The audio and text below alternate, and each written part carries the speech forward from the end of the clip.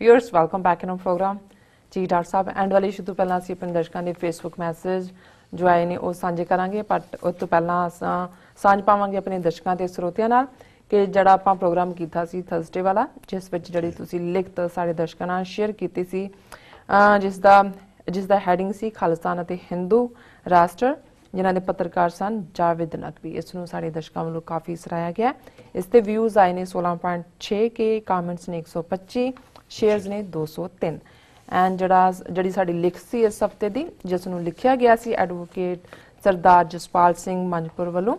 ਇਹਨਾਂ ਦੀ ਲਿਖਤ ਦਾ ਨਾਂ ਸੀ ਉਮਰ ਕੈਦ ਬਨਾਮ ਮਰਨ ਤੱਕ ਉਮਰ ਕੈਦ ਦੀ ਸਿਆਸਤ। ਇਸ ਨੂੰ ਵੀ ਕਾਫੀ ਹੁੰਗਾਰਾ ਮਿਲਿਆ ਹੈ ਤੇ ਇਸ ਤੇ ਵਿਊਜ਼ ਆਏ ਨੇ 26.8 ਕੇ ਐਂਡ ਸ਼ੇਅਰਸ ਨੇ 284, ਕਮੈਂਟਸ ਨੇ 63। ਅਸੀਂ ਸਾਰਿਆਂ ਦਾ ਬਹੁਤ-ਬਹੁਤ ਸ਼ੁਕਰੀਆ ਅਦਾ ਕਰਦੇ ਹਾਂ। ਹੁਣ ਆਪਾਂ ਫੇਸਬੁੱਕ ਦੇ ਜਿਹੜੇ ਮੈਸੇਜ ਨੇ ਜਿਹੜਾ ਸਾਡਾ ਪਹਿਲਾ ਸੈਗਮੈਂਟ ਸੀ ਉਸ ਉੱਪਰ ਕਾਫੀ ਮੈਸੇਜ ਆਏ ਨੇ ਸਾਡੇ ਦਰਸ਼ਕਾਂ ਵੱਲੋਂ। ਪਹਿਲਾ ਮੈਸੇਜ ਆਇਆ ਤਾਰਿਕ ਹਸੈਨ ਜੀ ਦਾ। ਇਹ ਲਿਖਦੇ ਨੇ doctor Sahib 23rd March is also a historical day for Pakistan for its independence resolution passed under the chair of Quaid-e-Azam। दूसरा मैसेज आया मगन महिंदर सिंह जी का। हाँ बिल्कुल ठीक है। अज 23 मार्च के हवाले 23 मार्च 1940 ਨੂੰ ਜਿਹੜਾ ਲਾਹੌਰ ਦੇ ਵਿੱਚ ਬਹੁਤ ਵੱਡਾ ਇਕੱਠ ਹੋਇਆ ਕਾਇਦ-ਏ-ਆਜ਼ਮ ਨੇ ਐਡਰੈਸ ਕੀਤਾ ਜੀ ਔਰ ਉਹਨਾਂ ਨੇ ਜਿਹੜਾ ਪਾਕਿਸਤਾਨ ਦਾ ਰੈਜ਼ੋਲੂਸ਼ਨ ਬੇਸ਼ੱਕ ਉਸ 'ਚ ਪਾਕਿਸਤਾਨ ਲਫ਼ਜ਼ ਮੈਂਸ਼ਨ ਨਹੀਂ ਸੀ ਪਰ ਜ਼ਾਹਰ ਹੈ ਕਿ ਵੀ ਉਹਨਾਂ ਦੇ ਸਾਰੇ ਐਫਰਟ ਪਿਛਲੇ ਪੀਰੀਅਡ ਦੇ ਜਿਹੜੇ ਉਹਨਾਂ ਨੇ ਇਮਾਨਦਾਰੀ ਨਾਲ ਕੀਤੇ ਕਾਂਗਰਸ ਲੀਡਰਾਂ ਦੇ ਨਾਲ ਗੱਲਬਾਤ ਕਰਕੇ ਗਾਂਧੀ ਨਹਿਰੂ ਪਟੇਲ ਕਿ ਕੋਈ ਹੱਲ ਨਿਕਲ ਸਕੇ ਪਰ ਉਦੋਂ ਤੱਕ ਉਹ ਇਹਨਾਂ ਦੀ ਫਿਰਕੂ ਜ਼ਹਿਨੀਅਤ ਨੂੰ ਸਮਝ ਚੁੱਕੇ ਸੀ ਔਰ ਇਸ ਨੂੰ ਬੜੀ ਵੱਡੀ ਕਰਾਊਡ ਨੇ ਜਿਹੜਾ ਉਹ ਐਂਡੋਰਸ ਕੀਤਾ ਔਰ ਉੱਥੇ ਹੀ ਅੱਜ ਮੀਨਾਰੇ ਪਾਕਿਸਤਾਨ ਹੈ ਔਰ ਇਹ 23 ਮਾਰਚ ਦਾ ਦਿਨ ਕੌਮੀ ਤੌਰ ਦੇ ਉੱਤੇ ਕੌਮੀ ਆਜ਼ਾਦੀ ਦੇ ਉਸ ਬਿਗਨਿੰਗ ਦੇ ਡੇ ਦੇ ਤੌਰ ਤੇ ਸੈਲੀਬ੍ਰੇਟ ਕੀਤਾ ਜੀ। ਅਗਲਾ ਮੈਸੇਜ ਸਾਡੇ ਕੋਲ ਆਇਆ ਹੈ ਮਗਰਮਿੰਦਰ ਸਿੰਘ ਜੀ ਦਾ। ਇਹ ਲਿਖਦੇ ਹਨ ਡਾਕਟਰ ਸਾਹਿਬ ਜੀ ਤੇ ਭੈਣ ਜੀ ਵਾਹਿਗੁਰੂ ਜੀ ਕਾ ਖਾਲਸਾ ਵਾਹਿਗੁਰੂ ਜੀ ਕੀ ਫਤਿਹ। ਇੱਕ ਹੋਰ ਸਿੱਖੀ ਤੇ ਹਮਲਾ ਹੋਣ ਜਾ ਰਿਹਾ ਹੈ। ਇੱਕ ਫਿਲਮ ਨਾਨਕ ਸ਼ਾਹ ਫਕੀਰ ਜੋ 13 ਅਪ੍ਰੈਲ ਨੂੰ ਰਿਲੀਜ਼ ਹੋ ਰਹੀ ਹੈ। ਇਸ ਬਾਰੇ ਜ਼ਰੂਰ ਗੱਲਬਾਤ ਕਰੋ। ਧੰਨਵਾਦ। ਅਸੀਂ ਹੁਣ ਇਹਦਾ ਕੋਈ ਨਵਾਂ ਰੂਪ ਬਣਾ ਕੇ ਲਿਆਣਗੇ। ਪਹਿਲਾਂ ਵੀ ਜਦੋਂ ਇਹਨਾਂ ਨੇ ਨਾਨਕ ਸ਼ਾਹ ਫਕੀਰ ਰਿਲੀਜ਼ ਕਰਨੀ ਚਾਹੀ ਪੰਥ ਦੇ ਵਿੱਚ ਕਾਫੀ ਆਵਾਜ਼ ਉੱਠੀ ਜੀ ਔਰ ਨਤੀਜੇ ਦੇ ਤੌਰ ਤੇ ਇਹਨਾਂ ਨੂੰ ਜਿਹੜਾ ਉਦੋਂ ਕੈਂਸਲ ਕਰਨੀ ਪਈ ਸੀ।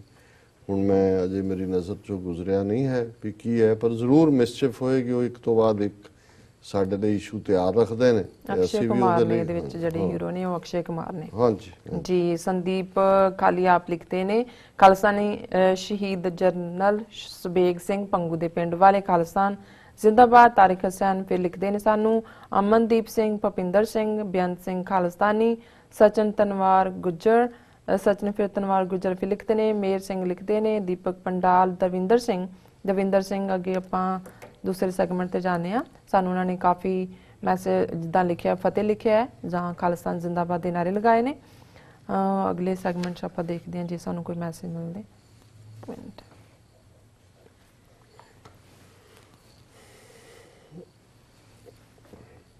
ਹਾਂਜੀ ਨੀਲਮ ਰਿਕ ਲਿਖਦੇ ਨੇ ਮਾਰਨਿੰਗ ਡਾਕਟਰ ਸਾਹਿਬ ਐਂਡ ਨੀਲਮ ਕੌਰ ਭੈਣ ji this genocide and Hindu superman mentality will definitely disintegrate I don't know India sorry about that disintegrate India ਜੀ। ਅੱਗੋਂ ਸੰਨੀ ਸਿੰਘ ਵੀ ਸਾਨੂੰ ਲਿਖਦੇ ਨੇ I love you TV 84 Khalsa ਜ਼ਿੰਦਾਬਾਦ। ਅੱਗੇ ਰਾਮ ਸਿੰਘ ਰਾਮ ਲਿਖਦੇ ਨੇ ਸੁਖਜਿੰਦਰ ਸਿੰਘ ਸਪਾ ਲਿਖਦੇ ਨੇ। ਬਸ ਜੀ ਡਾਕਟਰ ਸਾਹਿਬ ਐਂਡ ਵਾਲੇ ਇਸ਼ੂ ਬਾਰੇ ਗੱਲਬਾਤ ਕਰਾਂਗੇ ਜੀ। ਦੇਖੋ ਅਸੀਂ ਅਕਸਰ ਜਦੋਂ ਇਹਨਾਂ ਦੀ ਸਟ੍ਰੈਟਜੀ ਹਿੰਦੂ ਤਵੀਆਂ ਦੀ ਦੇਖਦੇ ਹਾਂ ਨਾਰਥ ਈਸਟ ਦੇ ਵਿੱਚ ਇਹਨਾਂ ਨੇ ਕਿਵੇਂ ਤ੍ਰਿਪੁਰਾ ਕੈਪਚਰ ਕੀਤਾ ਅਸਾਮ ਕੈਪਚਰ ਕੀਤਾ ਪਹਿਲਾਂ ਅਰੁਣਾਚਲ ਪ੍ਰਦੇਸ਼ ਕੀਤਾ ਔਰ ਈਵਨ ਮਨੀਪੁਰ ਦੇ ਵਿੱਚ ਵੀ ਇਹਨਾਂ ਨੇ ਆਪਣੀ ਹੋਂਦ ਬਣਾਈ।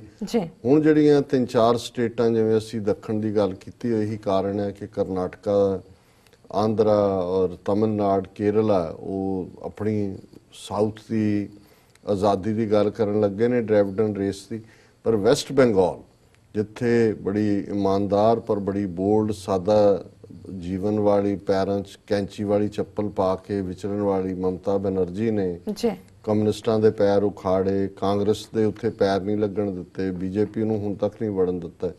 ਪਰ ਮੈਨੂੰ ਇਹ ਲੱਗਦਾ ਹੈ ਕਿ ਵੀ ਇਹ ਜਿਹੜੀ ਫਿਰਕੂ ਨਫ਼ਰਤ ਹੈ ਕਮਿਊਨਲ ਐਂਗਲ ਨੂੰ ਵਰਤ ਕੇ, ਕਿਉਂਕਿ ਵੈਸਟ ਬੰਗਾਲ ਦੇ ਵਿੱਚ 27-28% ਮੁਸਲਮਾਨ ਨੇ ਔਰ ਮਮਤਾ ਬੈਨਰਜੀ ਦੀ ਰਿਲੇਸ਼ਨਸ਼ਿਪ ਉਹਨਾਂ ਦੇ ਨਾਲ ਠੀਕ ਹੈ, ਹਕੂਮਤ ਉਹਨਾਂ ਨੂੰ ਪ੍ਰੋਟੈਕਟ ਵੀ ਕਰਦੀ ਹੈ ਔਰ ਉੱਥੇ ਮੁਸਲਮਾਨ ਰਿਲੇਟਿਵਲੀ ਬਾਕੀ ਭਾਰਤ 'ਚ ਨੇ ਉਹਦੇ ਨਾਲੋਂ ਜ਼ਿਆਦਾ ਆਜ਼ਾਦੀ ਮਾਣਦੇ ਨੇ ਜੀ। ਔਰ ਇਹਨਾਂ ਨੇ ਬੀਜੇਪੀ ਨੇ ਵੀ ਮਿੱਥਿਆ ਹੋਇਆ ਵੀ ਇਹਨਾਂ ਦਾ ਬੈਸਟ ਮੰਤਰਾ ਜਿਹੜੀ ਹੈ ਉਹ ਨਫ਼ਰਤ ਔਰ ਦੰਗੇ ਜੀ ਔਰ ਆਪਸ ਦੇ ਵਿੱਚ ਫੇਰ ਮਾਰਨ ਦਾ, ਔਰ ਇਹੀ ਹਾਲ ਉਹਨਾਂ ਨੇ ਰਾਮਨੌਮੀ ਪਿਛਲੇ ਦਿਨਾਂ ਦੇ ਵਿੱਚ ਸੀ।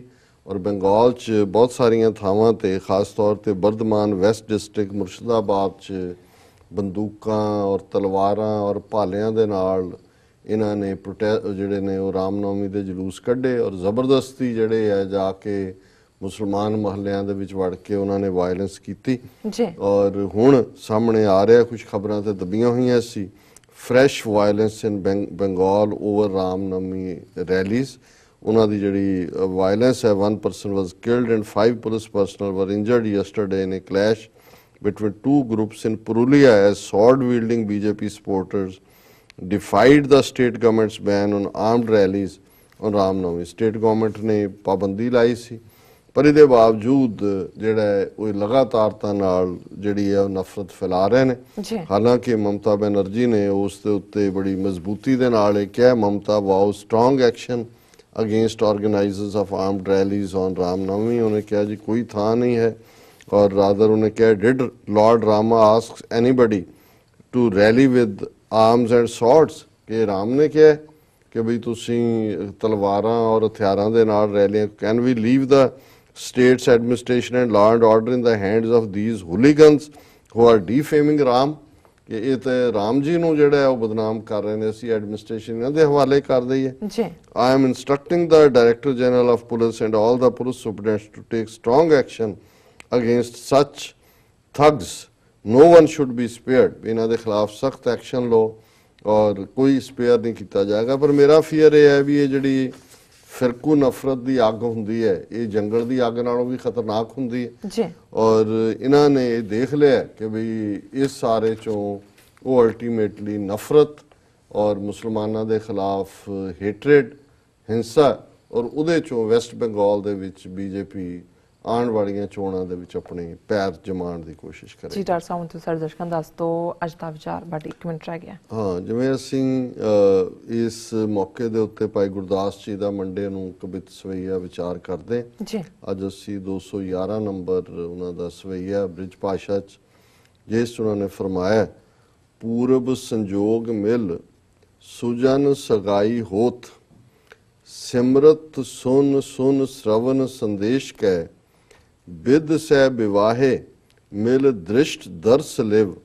ਵਿਧਿਮਾਨ ਧਿਆਨ ਰਸ ਰੂਪ ਰੰਗ ਭੇਸ ਕੈ, ਰੈਨ ਸੈਨ ਸਮੈ ਸ੍ਰੁਤ ਸ਼ਬਦ ਵਿਵੇਕ ਟੇਕ, ਆਤਮ ਗਿਆਨ ਪਰਮਾਤਮ ਪ੍ਰਵੇਸ਼ ਕੈ, ਗਿਆਨ ਧਿਆਨ ਸਿਮਰਨ ਉਲੰਘ ਇਕੱਤਰ ਹੋਏ, ਪ੍ਰੇਮ ਰਸ ਬਸ ਹੋਤ ਬਿਸਮ ਆਵੇਸ਼ ਕੈ।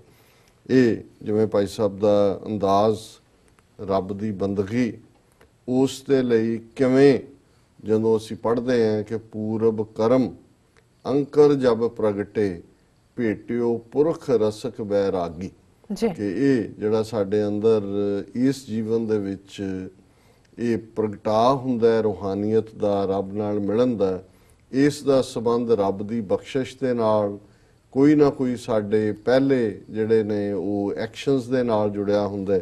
ਔਰ ਉਹਨਾਂ ਨੇ ਕਿਹਾ ਕਿ ਭਾਈ ਜਦੋਂ ਪੂਰਬ ਸੰਜੋਗ, ਜਿਵੇਂ ਰੱਬ ਨੇ ਡੈਸਟਨ ਕੀਤਾ ਹੁੰਦਾ ਹੈ, ਉਹ ਮੌਕਾ ਆਉਂਦਾ, ਉਹ ਸੰਜੋਗ ਬਣਦਾ, ਤੇ ਪਹਿਲੀ ਗੱਲ ਉਹਨਾਂ ਨੇ ਇਹਦੇ 'ਚ ਅਲੰਕਾਰ ਵਿਆਹ ਦਾ ਇਸਤੇਮਾਲ ਕੀਤਾ। ਵਿਆਹ ਤੋਂ ਪਹਿਲਾਂ ਸਗਾਈ ਜਾਂ ਕੁੜਮਾਈ ਜਾਂ ਠਾਕਾ ਜਾਂ ਰੋਕਾ, ਇਹ ਰਸਮਾਂ ਨੇ।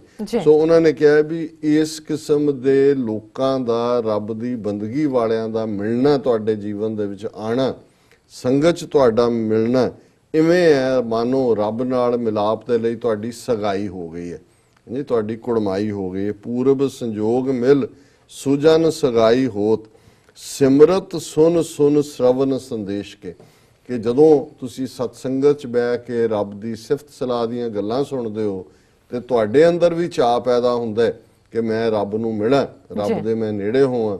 ਤੇ ਜਦੋਂ ਤੁਹਾਡੇ ਅੰਦਰ ਇਹ ਭਾਵਨਾ ਪੈਦਾ ਹੁੰਦੀ ਹੈ, ਮਾਨੋ ਤੁਹਾਡੀ ਕੁੜਮਾਈ, ਤੁਹਾਡੀ ਸਗਾਈ ਹੋ ਗਈ।